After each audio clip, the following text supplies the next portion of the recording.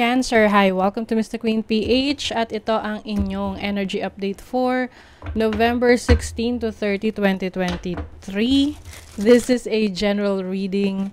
Just take what resonates. Watch your Sun, Moon, Rising, Venus for other messages. And thank you sa lahat ng mga sumusuporta dito sa ating channel. Mga naghintay ng reading. And of course, just a reminder, gamitin nyo lamang ang reading na to bilang gabay. And pa-follow, like na rin sa ating Facebook page and TikTok. Lahat po yan, Mr. Queen PH. Please check out my Shopee shop. Available ang mga protection and prosperity bracelets, zodiac sign bracelets, and many more. Link on the description. So for you, Cancer, so ito yung inyong bracelet. Ayan. So meron niyang larvicite, aquamarine, and selenite. So available na siya sa box. Oo, meron tayong white and black na box. San ba? Ayan. So, maganda siyang pang regalo, no? And information is nandito sa likod. Ayan. And, syempre, available pa rin naman yung naka-pouch. Okay? So, just in case you want to give this as a gift, no? So, maganda siya, naka-box. Okay, lahat niyang information, paano niyo mabibili yan, nasa description. Paki-check na lang. Okay, Cancer, kamusta kayo? It's been a while. Nag-read ako, but anyway, let's see. Ano yung update for you? November 16 to 30. For Cancer, the Two of Wands. Yung iba, meron kayong plano to go abroad.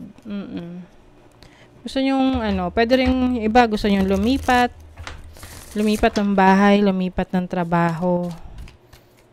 And you're thinking about something na, itong move na to is parang part of your growth. Oo, lalo na kung sa tingin mo sa trabaho is hindi ka nag-grow or hindi ka na napopromote or you feel like nasa-stuck ka na dyan. So, I think you are starting to plan for your next step. Oo. You have the Seven of Cups. A lot of opportunities. But if you don't feel like, you're not sure. Kasi masyadong maraming nag-open up na opportunities sa'yo.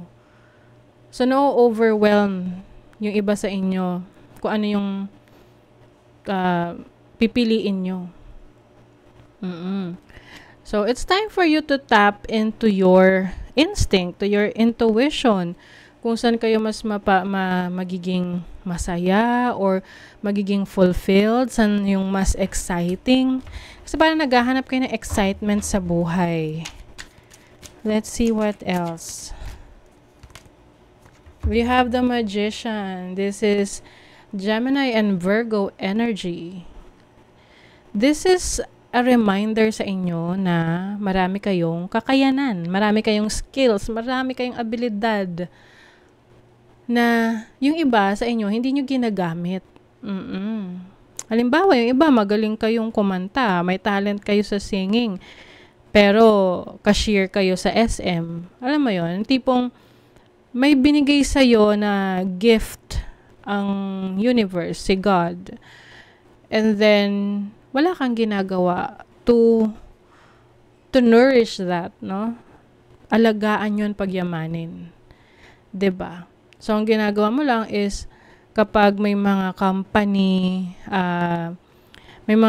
intermission numbers or mga presentation, saka ka lang kumakanta. Pero, alam mo yun, pwede kang, ngayon kasi you don't need to be a super pop star or kilalang tao para mag-create ng music eh.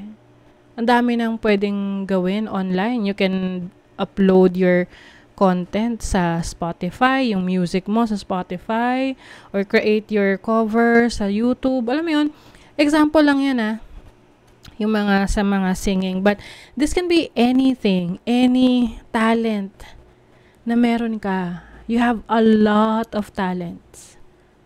Yung iba sa inyo hindi nyo lang alam or ayaw nyo nang i-explore. So, this is a reminder na, you know, nire-remind ka ng universe na, huy, marami kang talents, no? Paalala ko lang, parang gano'n. Oh my God. Cancer. So, meron ditong the Tower. You are about to change your life. Ito yung sinasabi na something must crash or, alam mo yun, may kailangan magiba para pwede kang magsimula ulit. Para tong yung mga yung mga building na luma na. Oo, mga luma na hindi na siya functional, hindi na safe na nandun yung building na yun. So, ang ginagawa, yung mga condemned na building, talagang dinidestroy yun para matayuan ulit ng bago. So, I feel like this is what's happening sa inyo. You are about to, not actually destroy something, but pwede rin ganun, na meron kang ika-crash down para makapagsimula kang muli. To finally use your talents and skills. Oh my God, Cancer, yung iba, meron kayong iiwanan talagang situation that you feel na hindi na kayo, tawag doon, nati-take for granted na kayo, no? You feel na hindi na kayo napapahalagahan. Oo, this can be a relationship, a career. Parang may paglalakbay sa inyo eh. You have the Hanged Man. Some of you kasi feeling stuck at this time, no? Parang feeling nyo may pause, may pagtigil, walang nangyayari. So, this is a reminder for you to finally take action, make that decision. Yung iba sa inyo, biglaan nyo tong gagawin eh. Bigla kayo magde-decide. Yung iba, bigla magre-resign. Biglang may babaguhin kayo sa mga routine ninyo or sa mga ginagawa nyo, sa mga pinagkakakitaan ninyo.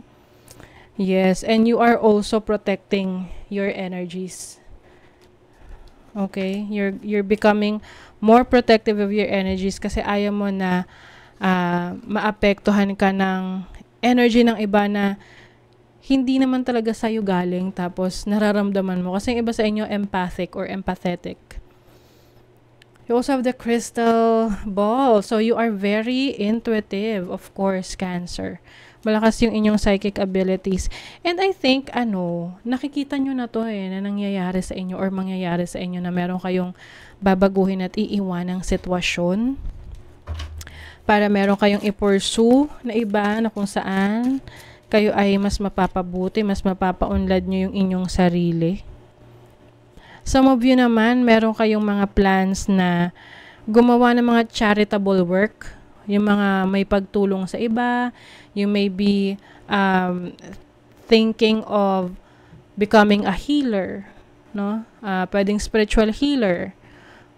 Meron kayong gustong tahakin na career, landas na kung saan may pagserbisyo sa iba. Kasi yung iba sa inyo, dun kayo nakakuha ng fulfillment, ng satisfaction na kaya nyong magserbisyo sa iba, tumulong sa iba. So, you have baggage. Ito yung kailangan nyo ng i-let go. Yung mga excess baggage. Ayan. Yung iba naman sa inyo, ready na raw kayo to go. Meron kayong long journey. Yes. That makes sense with the 8 of Cups. Yung nabanggit ko rin sa inyo kanina, may abroad. Magustong mag-abroad. You are ready to go to a different direction. Smile. You will soon experience a wonderful journey of inner discovery. Wow. This really makes sense, Cancer.